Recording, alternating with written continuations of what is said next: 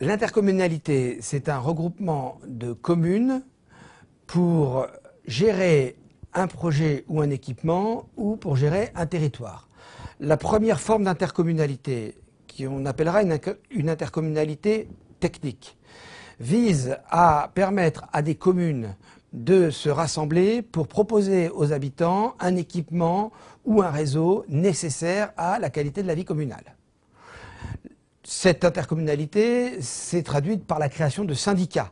1890, les SIVU, 1955, les SIVOM, avec une recrudescence de création de syndicats au moment où l'État central a cherché à fusionner les communes pour limiter l'émiettement intercommunal. La deuxième forme d'intercommunalité, l'intercommunalité de projet, qui est une intercommunalité beaucoup plus politique, puisqu'elle suppose le partage d'un projet de développement pour un territoire, a été consacrée par la loi de 1999. Il y avait eu des tentatives, il y avait eu des initiatives, comme par exemple les communautés urbaines en 1966, ou comme par exemple les villes nouvelles. Prenons l'exemple de Cergy-Pontoise, 15 communes au départ qui finalement arrivent à constituer ensemble un syndicat communautaire d'aménagement à 11 communes, aujourd'hui 12 communes regroupées en communautés d'agglomération. C'est un ensemble de 40 000 habitants à l'époque, sur une superficie qui est à peu près celle de Paris intramuros, avec la décision des pouvoirs publics du gouvernement de l'époque, 1964, la création d'une ville. Cet effort considérable de construction d'équipements, de construction d'infrastructures, suppose un regroupement et va même supposer une administration particulière qui est l'établissement public d'aménagement. Cette forme particulière d'intercommunalité est finalement la préfiguration de ce qu'est la communauté d'agglomération aujourd'hui. C'est-à-dire que des communes se mettent ensemble pour définir ensemble la destination des différents éléments constitutifs du territoire, que ce soit en activité économique, que ce soit en activité récréative, que ce soit en zone naturelle ou verte.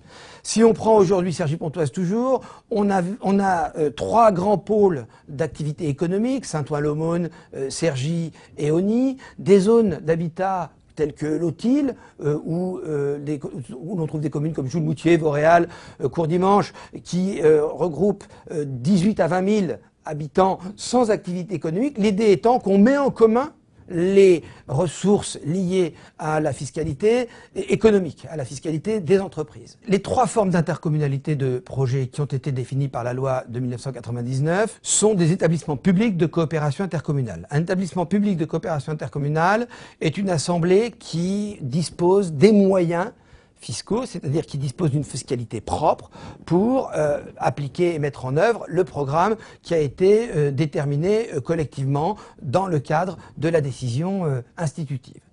La communauté de communes est le degré le plus limité d'intégration politique. La communauté urbaine, qui suppose un minimum de 500 000 habitants, est la forme la plus aboutie d'intercommunalité au plan politique. La communauté d'agglomération, qui suppose un minimum de 50 000 habitants, est une forme intermédiaire qui est la plus couramment répandue aujourd'hui en France. Le grand avantage de l'intercommunalité de projet est qu'elle permet à la fois la gestion des équipements nécessaires à la qualité de vie et à la fois une cohérence du développement du territoire.